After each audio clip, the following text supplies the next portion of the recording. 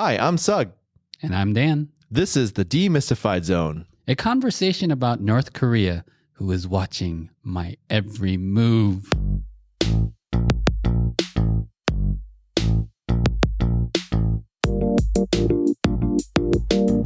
What's up, Dan? What's up? How would you say your understanding of the Korean language is? If you were to give yourself a grade, I'm going to start with kindergarten, like actual school grade, kindergarten through PhD. Yeah. Where do you put yourself? Speaking and like understanding. Postdoc. No, I'm just kidding. Dang. No, it's kindergarten. Yeah. I mean, I could get by in Korea. I could like tell the taxi where to go. That's not kindergarten. Yeah, definitely. Kindergartens can get by in Korea, can they? You see kindergartens walking around alone? Yeah, in Korea, yeah. Oh, okay. They're always walking alone. It's a safe place. So kindergarten, yeah. I could barely get by. Okay. I would say. What about you? Preschool? Unborn baby. Zygote? I mean, I'm not even in school yet. Yeah. I'm probably like a 3-year-old, just learning how to speak. And maybe recognizing some words here and there. What about you, Mike? Preschool? Really? Okay. I thought I would put Mike at least in 4th grade or 5th grade maybe, but no, huh? He's terrible. What about your wife? What about Betty? I'd say I put Betty 4th, 6th grade, something like that. Yeah. Me too. Yeah. My wife's at that level. Oh. I think so. She would not say that. Mm. Yeah, that would always annoy me, right? When like I meet Korean Americans and then that conversation comes up like, oh, how's your Korean? And they're like, oh, I'm no good. I'm terrible. And I'm like, you have no idea. You have no idea how low I can go. You are pretty bad. You are particularly bad. I am. Okay, because this came up naturally, of course, I'm going to share a story that happened to me. This happens to me often, actually. This is how terrible and ignorant I am to my own language. Yeah. But yet, foolishly, I still attempt to try. So my in-laws were in town this past week. I think I told you the story already, but yeah, I was my in-laws are in town last week. One of our aunties is taking us out to lunch, early dinner, really, at a Korean restaurant. Mm-hmm. And I'm sitting next to my father-in-law. My wife's sitting across from me. Auntie and my mother-in-law are sitting across from me as well. The table's kind of in their own conversation. And me, being the fool I am, I'm trying to crack a joke. Uh-huh. And sometimes, like, I think I know Korean, and it's like, I only know a few words, and I think I know what they mean. And I can barely even pronounce those words, so I just go for it, though. That's my foolish. I just go for it. I'm like, I think you should go for it. I think you should continue to go for it. This is an occasion where it did not work out. I should not have gone for it, okay? Yeah. And basically, I try to make a joke. And the worst part is I kind of got the attention of the table when I tried to land my joke. I was like, yo. And I was like, my wife doesn't sleep very well. And it was not heard that way. And then, meanwhile, I knew immediately I had bombed because my wife looked so angry. Her eyes told me everything I needed to know. I talked to you guys immediately after that, and she was not happy. Well, so that kind of puts us both at the bottom of the barrel. Yeah, no, But, okay, so I think in Korea, or when you're in any country, right? There's 2 ways you can go about like approaching your ignorance. Number 1 is you just clam up and stay quiet. Mm-hmm. But then you'll look like very aloof and standoffish. Yes. Or you can go for it and just trip all over the place. Yes. And I think people appreciate that because at least you're trying to connect with them. Interesting. Yeah. I agree. I actually agree, but I don't know if I've always seen that. Yeah. Like, totally. Sometimes I try to bust out my Spanish, which is not great either. That's maybe kindergarten. That's above my Korean, which is sad. But like my Spanish is okay, not okay, but just like I can get by. I know enough sentences. Mm-hmm. And I feel like it's like 50-50 for me. Like a lot of Spanish speakers will appreciate it, and then some will kind of be like, start speaking to me in English, like, stop talking in my tongue. You're ruining it. Yeah. Really? And I'm open to either, really. And if you tell me that you don't want me to, I'll stop right away. If people are like, my wife does never want me to hear speak Korean ever. And I say, yeah, I respect that sometimes, unless I got a really good joke I want to try to land. But, in general, I agree with you. I have that same sentiment. Like and I guess, English is the most pretentious of all languages because we always assume everyone should be able to know it. Yeah, sure. But I do appreciate when foreigners try. Right, exactly. Because obviously I'm just stupid. I don't know any other languages. Yeah. We've gotten to know, like, from our kids' school, like Japanese families who've just come to America know barely a little English, but we've gotten to know these families. I don't speak any Japanese, and just to hear them stumble through it, we really appreciate it, and it makes them more endearing and cuter. Yeah. Okay, so we've established clearly we're both not good at Korean. Actually, all three of us. Yeah. Mike, you're in the boat with us now. Yeah. What is interesting about all languages, and this is not just unique to Korean, is there's always like the version of English or the smash version of English. And whether it's like, for example, Spanglish, which is a movie, right? A little half Spanish, half English. Mm-hmm. You got Polish. Have you heard of Polish? No. Polish, English. You're in Chicago. There's a lot of Polish people here. A lot of you do that. Honglish, which is Hong Kong English. But obviously today we're going to talk about Konglish. Konglish, the good old Konglish, which is funny because even though I stink at Korean, I'm very good at Konglish. I am very good at making up things on the fly, which is, I know that's not what Konglish is, but that's how I use it. It is my weapon to just make up stuff. And oftentimes, 80% of the time, I would say, my parents don't understand anything I'm saying anyway. So talk to me about Konglish. What kind of Konglish do you know? Give me your Konglish. Like, well, not your words, but your experience with it. Right. Actually, having just come back from Korea, we started a pilot program in Korea for the refugees, some refugees that we've encountered. It's a Konglish class. So. Oh, okay. Yeah. Cool. So North Korea has decidedly tried to leave English out of their language for many reasons. Number one being America is their number one enemy. Yeah. So they've made a concerted effort to leave those words out. But in South Korea, the U.S. military is there, just a free flow of ideas and media from the West have seeped into the culture. And there's so many words that have seeped in when North Koreans come to the country, they don't understand the language. It's like every other sentence. It's a different version of Korean. Every other sentence has an English type of word. And like the way that Koreans use it is a really weird way that we wouldn't necessarily understand in America, but they've come up with their own version of English words that's just peppered in everything. And so we decided to teach a class about that to help them. Yeah. Well, first of all, that's super cool. My question, going back, there's a lot of things I have a question on, but specifically for North Korea rather, does Korean sound different? Like when you hear a North Korean in your kindergarten level understanding, can you, maybe we're not the best people to answer this question, but for you, do you hear a difference? Oh, definitely. Describe that. Like what? Just the inflections are in different places. Okay.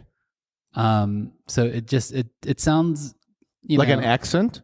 Definitely. Okay. Okay. Yeah. So North Korean just in general will sound.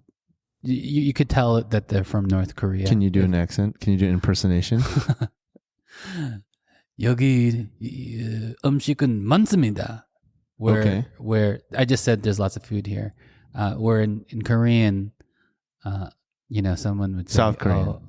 In South Korean they would say, 음식은 많아요. It's like a little harsher and more formal, even, right? Like, oh yeah, definitely a lot more. I caught that at least. The more formal version. Yeah. Interesting. Okay, so but you can tell just because it's a little like it's a little hard. It sounds a little harsher. Is it like the difference between, and I'm guessing here, but like, is it like between Cantonese and Mandarin? Like, I can tell when someone's speaking even though I don't know either of those languages very well. I know like a few phrases in Mandarin, but like, yeah, I'm not sure. You can kind of tell when someone's speaking Canto versus Mandarin. It's a little like, but they're same thing, like different inflections and. Oh, like, are they the same language? No, they're not. They're totally different languages. I honestly I can't speak fully, but yes, they are different languages. Yeah, you could. I mean, I think like in Squid Game, right? Okay. When the North Korean character Sebyuk is talking to her little brother, she breaks into that North Korean accent, and you could tell the difference between the way she talks to everyone else versus. Oh, I'm gonna go back. She did a little method acting there, huh? Yeah. Is she North Korean? No. No. Okay. She's definitely why would I think that? But yeah, I mean, it's kind of like people from the South, right? When they move to New York, they kind of lose their accent. But when they're amongst their friends or they drink too much, it definitely comes out. Yeah. Same thing for North Koreans. Okay. So the thing you guys set up, the program, is, I mean, obviously they have this hurdle of their own dialect and their own accent. Mm-hmm. Obviously, they probably feel some sort of, and correct me if I'm wrong here, maybe like exposure, knowing that they have an accent. Yes. But then that's one of the first things they try to change. More so, it's the words, like the actual vocabulary now has changed both, so much. It's both. Okay. Totally. Yeah. So give us some idea, give us an example of a South Korean phrase or words that a North Korean commonly comes across that has like no clue what's going on. For example, South Koreans call a bus, busu, right? It's a play off of the English word. Yep. Whereas in North Korea, it's an actual Korean word. I forgot the word. Something cha? Yeah. Kun cha? He just said big car, everyone. Baby here, baby talking, learning his first words. Big car. Kun cha? It's something else. There are some bizarre ones like a sweatshirt. A sweater is seta, like sweater. But a sweatshirt, you'll never guess it because I would have never. It's called men to men. like men, as in men? Yeah. Hombres? Yes. Okay. Men to men. Men to men. I don't know where this comes from. So I have that's bizarre. Yeah. But based on my short research on Wiki and the internet, like Konglish in Korea is actually an adaptation of Janglish, which is Japanese English. And I don't know how true this is. This is a wiki back thing, and I don't know how accurate that is, but it makes sense to me. So as y'all know, we've talked about this. Korea has been occupied by Japan for many decades in the early 1900s, from basically 1900 to 1940s, after World War II. And North Korea definitely is resentful towards that occupation. Exactly. And that was the whole country of Korea being occupied by Japan. Yeah. So even in the Korean language, there's a lot of Japanese, actually, and Chinese influence. For example, we use Chinese characters called Hangul in our written language, as does Japan, actually. Japan has kanji. Yeah. So that all kind of filtered through. For the short time I took Japanese in college, I did recognize a few. Oh, you took Japanese? Yeah, I was shamed by my family because my Japanese was getting better than my Korean, which didn't take long, obviously. But my Japanese is actually pretty good still. But a lot of Japanese words sound like, for example, Toshokan. What is that in Korean? What do you think? I don't have no Tosogwan, library. Oh, library. Or here's an easier one: is kaban. Bag. Yes, kabang. That's the Japanese version, but these are words from Japan that Koreans adapted to their own. Right. Short history: when Japanese occupied Korea, they weren't allowed to speak Korean. They were forced to learn. What would you call that? Japanese Korean. Japan, Japorian or something like that. Whatever it is, they were forced to learn. So they made their own version of Korean words out of Japanese. But that filtered through, and from my very limited research here, it sounds like because Japanese do that with English words all the time. Like they always change like super sweater, they do all these like weird words. Right. But Koreans kind of adapted a lot of those. So like, for example, here's some common ones that are originally Japanese that Koreans have adopted over the years is pabari, of course. You know what pabari is? Burberry.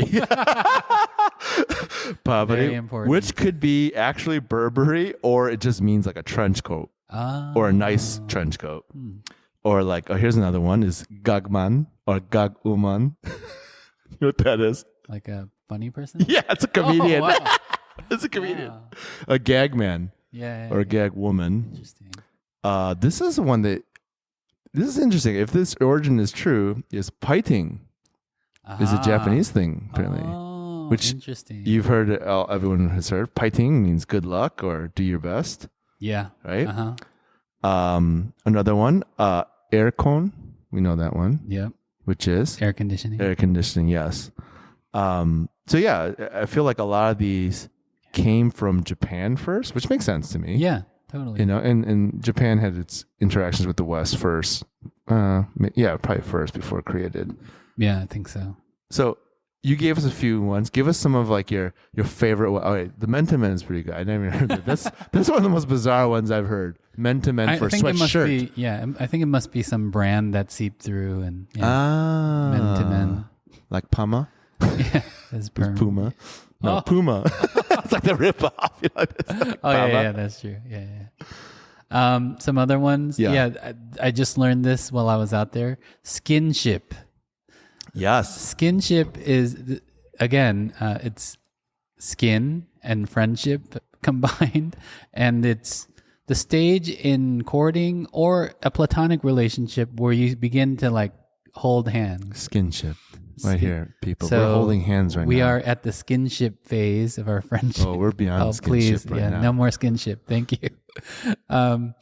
Yeah. So in a dating relationship, when you begin to like touch one another in a non-sensual way, but you're affectionate, skinship. Okay, so here's an interesting. That one came up in the Japan list. Really? Yes. Interesting. Skinship. Yeah, I'm sure there's a lot of crossover because the countries are so close to one another, but they hate each other. But they share this thing, I guess. That's really interesting. There's a lot of carryover there. What are some of your favorite ones? Give us some of the ones. Give us some of the ones that we should adopt here in part of our English. Well, man. Oh, this was cool.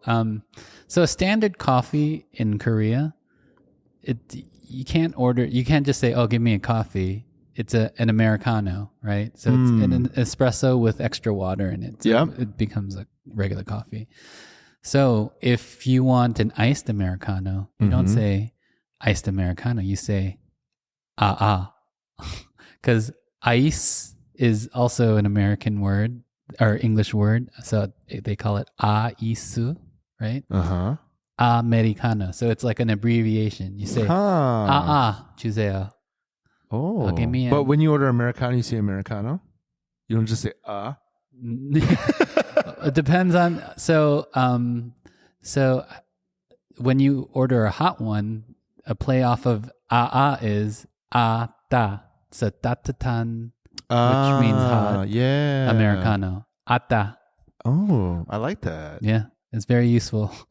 And it seems like you're with it when you go to a coffee shop. We don't have very much onomatopoeia here in English. We can't just make sounds and people understand us, which I think we need more of. Yeah. We can just go and they give me an Yeah, I like that. I had a lot of while I was in Korea, so that was very useful. Ooh, okay. What else you got? Put that in your pocket. I'm gonna do that in my coffee shop tomorrow. Just see if they pick up on it. Chemi is another one. Chemi? Okay. It's a play on the word chemistry. When two people have good chemistry. Oh. So chemi가 있어. We got some chemi going on here. I like that one. That I like cute. our chemi. That's cute too. Yeah. Like it's like a couple and you're like, they got good chemi. Oh, there's so many like couple that's a good things. one. That's for sure. For sure we gotta make that popular here. Okay, I'm gonna start saying that all the time. Chemi. Chemi 있어. Another one, a relationship one, is some. Some? You say, there's something there. Okay. There's something, I don't know. You're in that before skinship, obviously. You just say some? You just say, there's like this weird thing going on between two people. There's something there, yeah. You just say some. Some. I don't know how I feel about that one. Samga 생겼어 or something like that. Okay, maybe it works better in Korean, but it just makes no sense. Like, well, sometimes a lot of these don't make sense. No, but sometimes Kemi is cute. It's a cute slang, but then a lot of them are misses. It's like when my mom used to misuse the word healthy all the time. She'd always say, "Oh yes, good. You should eat this. It's good for your healthy." And I'd be like, "What? What did you just say? My health? You mean? Right. You can drop the Y, mom." You don't need to bring the Y out every time, but she would always say healthy. Yeah, exactly. Some is not grammatically correct. It's confusing. That one might not cross over very well. Yeah, that one's not as strong. You know what one I really like, and this is the one I remember growing up with, is service. Service. Service. Yeah, so it's service. They're saying the word service, but it means like on the house or like on me. Right. I really like that one. I think that actually could play here really well. It's like, oh, service. Yeah.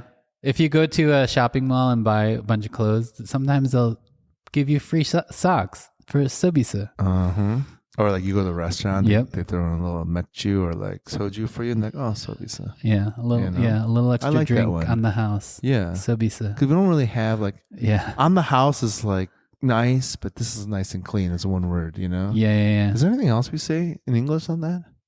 On the house? On me? 5-finger discount?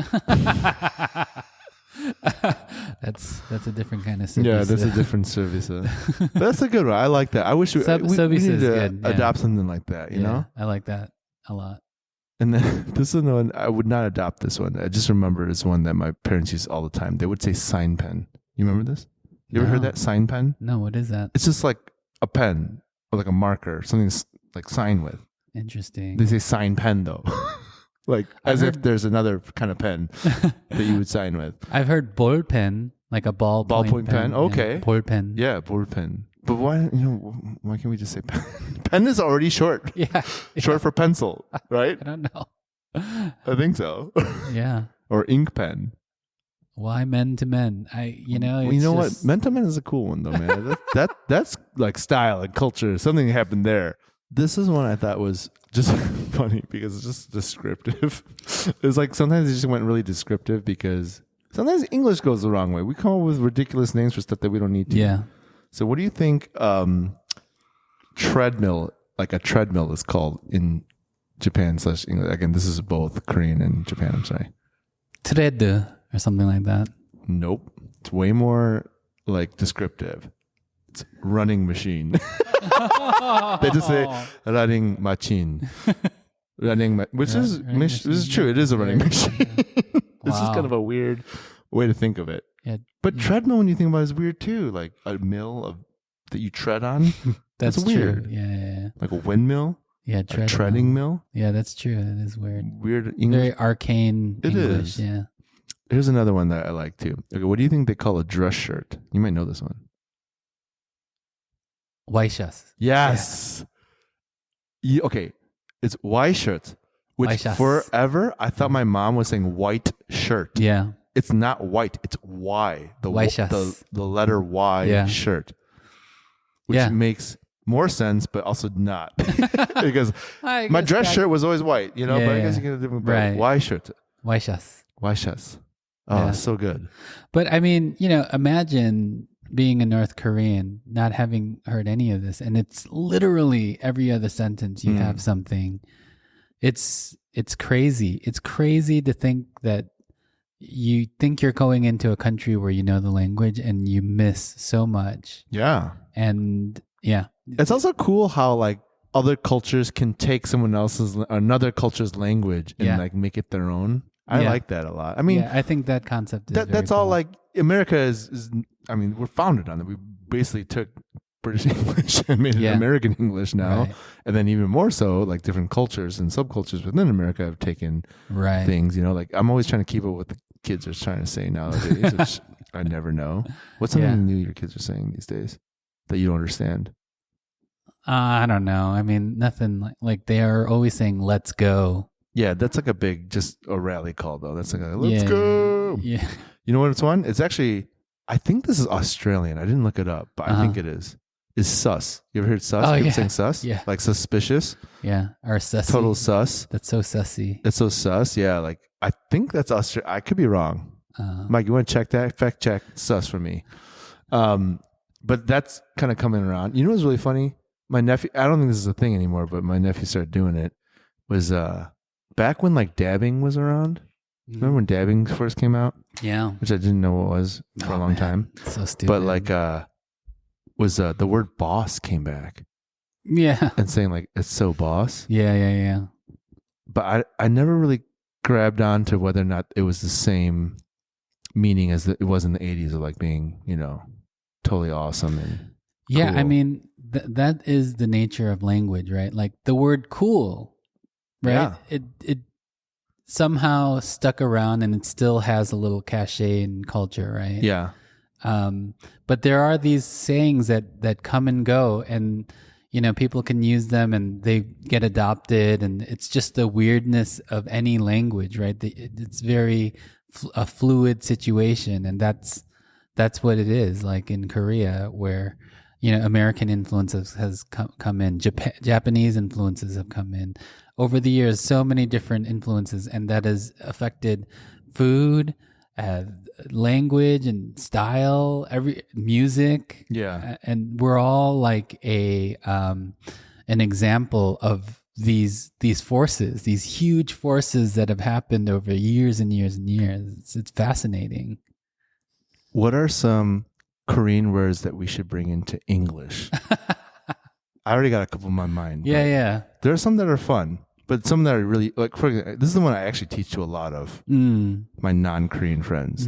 Is nunchi. Yeah, nunchi is like a solid word. It's so that every language needs. Awesome. Explain to us what nunchi is. Nunchi means like it literally means eye power. Yeah. It means like reading between the lines, right? Yes. So when you hurt someone's feelings, they're not going to always say, "Hey, you hurt my feelings," but if you could read between the lines, you could see that someone's feelings were hurt, or that is not an appropriate thing to say at this dinner table. It's a combination of like social awareness, sixth sense, like having empathetic energy, yes, and like understanding of your surroundings. Yeah. It's all that, all in one. That's why there's no English word for it. No. But that's why it's also eye power. So your eyes have power to read the room. Right. It's like the third, kind of like a third eye. Third eye, yeah. Third eye is more creative in our culture. But we need to make that an American thing. Like, we need that word. Nunchi. All of you out there, use that word today. Nunchi. Okay? Nunchi. It's such a powerful word in Korean. Yes. Yeah. Another one. I just like say it just sounds fun to me. I always say it. And I use it as a swear, to be honest. But it just sounds satisfying. Yeah. Is paji. Paji. Just like paji.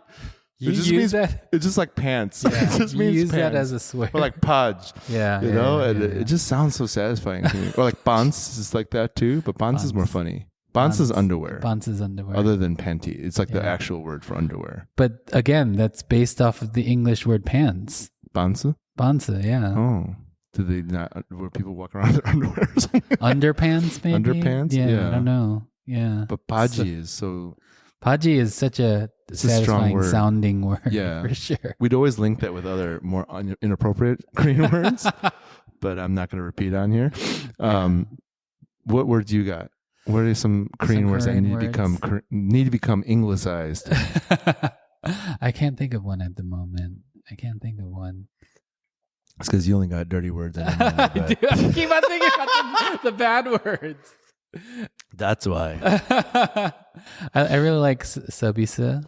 Sabisa is a good one. Yeah. And we need to say it like that. It's not going to be like, hey, this is a service for you. No. You need to say Sabisa. Sabisa. Because you don't have to say anything else. Yeah. You just say Sabisa. You just hand them the money. Yeah. You go Sabisa. Yeah. And they know.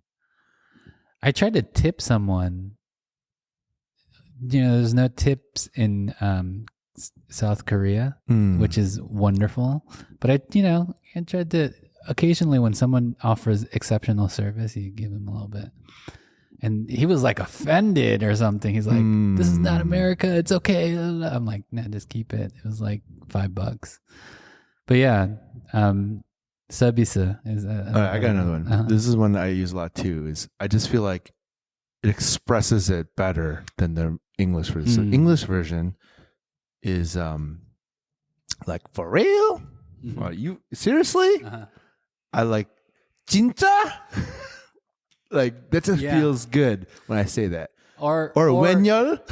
You know when they do the wenyeol, it's like wenyeol. It's like what? Seriously? Or 진짜? Or you could say 진짜. Yeah. Like, oh man. Yeah, there's like so many real ways to emote that, and it just sounds good. He's like 진짜. Yeah. It's a good one. That's a good one. We gotta start spreading these. We're gonna just start saying these randomly to people, and then they have to pick up on the meaning just by our intonation and general attitude. Yeah. It's a fascinating topic, and it is part of people feeling like this is their home in North Korea or in South Korea. North Koreans feeling like, oh, I feel comfortable here. It's all like feeling the language is a part of you, right? And without them knowing. And on top of this, sorry to bring it down, but on top of this, I think our parents felt this too, where they're too embarrassed to ask. Yeah, for sure. Right. So my wife went earlier in September and did one of these classes. I went later in the month and did another one, but she went through a Subway, the sandwich shop. Yeah. They have that in Korea too. Yeah, and Subways everywhere. Yeah. All of their language were English words just spelled out in Korean, phonetically in Korean. So she went through each of the menu items, and then she took them to Subway, and they had dinner together there. Yeah. Because they're too embarrassed. Yeah. We also did like Pilates classes for them because Pilates is blowing up in Korea. Really? Yeah. So interesting. Random. But again, they might have heard of it, but they're too afraid. They don't want to go in and not wear the right clothes and not do the wrong moves because Koreans aren't exactly forgiving when it comes to things like this. Right. And that's uniquely Korean, right? Or even East Asian, this collectivist ideal of like, you don't want to stand out. You don't want to be wrong. Yeah, exactly. Stand apart, where Westerners are fine making mistakes and making fools of ourselves because as long as you don't feel guilt or like your own guilt. But in Eastern culture, you don't want to stand out. You don't want to stand out, which makes a lot more pressure to not speak or not take that risk, which makes a ton of sense, I mean, didn't your parents feel that way for multiple things? And to this day, my parents do, which is why I'm calling the electricity company for sure. I think that's why we stink at Korean. No blame on our parents, but blaming our parents. We stink at Korean because they wanted to make sure we assimilated into American society and culture, and we didn't sound like foreigners. Right. So that was I'm making a speculation about your parents and my parents, but I think that's why really is that like they didn't care to preserve the language because they wanted to make sure we were American. Yeah. Right. That was more important to them for sure. It's ironic because now I get pressured all the time about not being Korean enough. Yeah. I mean, my parents, I think their focus was for me to not feel like a foreigner in this country, and mission accomplished, right? I don't, other than the way I look, which, it sometimes comes up, but normally I feel like an American going through, I feel much more at home in America than I do in Korea. Yeah. That's for sure. Yeah. But, they wanted that for us. And in the same way, I feel like these North Korean people coming into South Korea will want to erase their North Koreanness. And there might be a push from the second generation of North Koreans to bring that back because there's good things about this culture, right? Yeah. Hopefully, right? You never want to see a culture get lost. Yeah. Right? You never want to see it like disappear. There are, like I said, there are a lot of probably negative things about it, but there are also really good things too that other people can learn from. I mean, think about it, right? Like our parents were running away, at least for my parents in the 70s, from a post-war Korea, right? It was not an affluent place. It was kind of third world still, right? And so they didn't want us to feel inferior. They wanted us to kind of forget about the problems of the old land. Yeah. Which is why I never even heard about North Korea unless it was at school, right? Yeah. And they just wanted us to forget about it and just become American. Yeah. Right. And but that's also a human nature thing too, right? Yeah. Of like just wanting to forget the dark past.